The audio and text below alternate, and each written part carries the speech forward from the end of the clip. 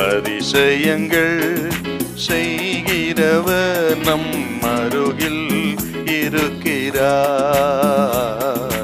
அற்புதங்கள் செய்கிறவர் என்றும் நமக்குள் வசிக்கிறார். ஆதியாகமம் 4:10. அதற்கு அவர், என்ன செய்தாய்? உன் சகோதரனுடைய இரத்தத்தின் சத்தம் பூமியிலிருந்து என்னை நோக்கி கூப்பிடுகிறது. இப்போ கர்த்தர் காயினு கொடுத்த எல்லா வாய்ப்பும் அவன் தள்ளிட்டான். என்ன, உன் முகநாடி வேறுபட்டது என்ன, ஏன் அப்படி எரிச்சல் படுகிறான்னு கேட்டாரா? அப்பவே உணர்ந்திருக்கணும். அதையும் தள்ளிட்டான்.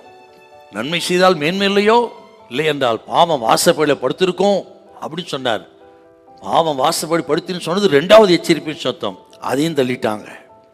3வது, ஆபேல் எங்கன்னு ஸ்ட்ராங்கான ஒரு கேள்வி கேட்கிறார். அதையும் தள்ளிட்டான். இப்போதான் நேரடியாக கர்த்தர் செயல்படுறாருங்க.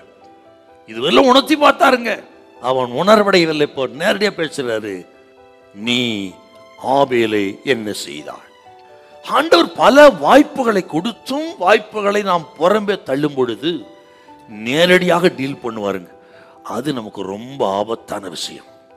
ஆகானுக்கு வாய்ப்பு கொடுக்கிறாருங்க. யோசுவா 7ஆம் அதிகாரம் வாசிச்சு பாருங்க.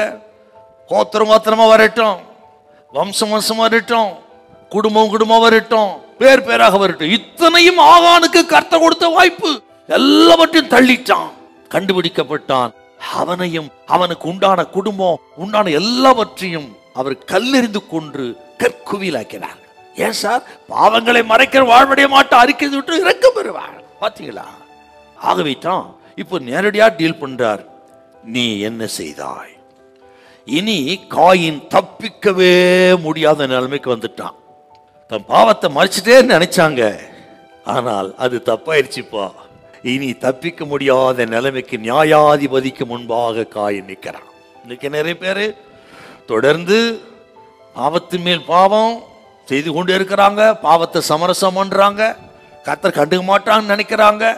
என்று தொடர்ந்து இருக்கிறவங்களுக்கு ஒரு எச்சரிப்பின் சத்தங்க இது. ஆண்டவர் சொல்ற வார்த்தை நான் சொல்கிறேன். இந்த காயினுக்கு இத்தனை வாய்ப்பு கொடுக்கிறாருன்னா, அவன் மனம் திரும்புவதற்கு வாசலை திறந்து கடைசி வரை காத்திருந்தார்.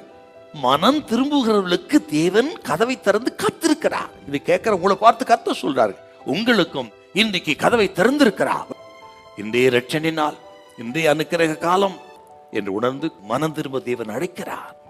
தேவ சமூகத்தில் ஒப்பு கொடுத்து பாவத்துக்காக மன்றாடினால், இயேசுவே ஒரு ரத்தத்தால் கழுவி சுத்தம் பண்ணும் என்று சொல்லி கெஞ்சினார், இப்பொழுதே உங்களை கழுவி சுத்தம் பண்ணுவதற்கு கர்த்தர் வல்லவராயிருக்கிறார். ஹல்லேலூயா, ஹல்லேலூயா.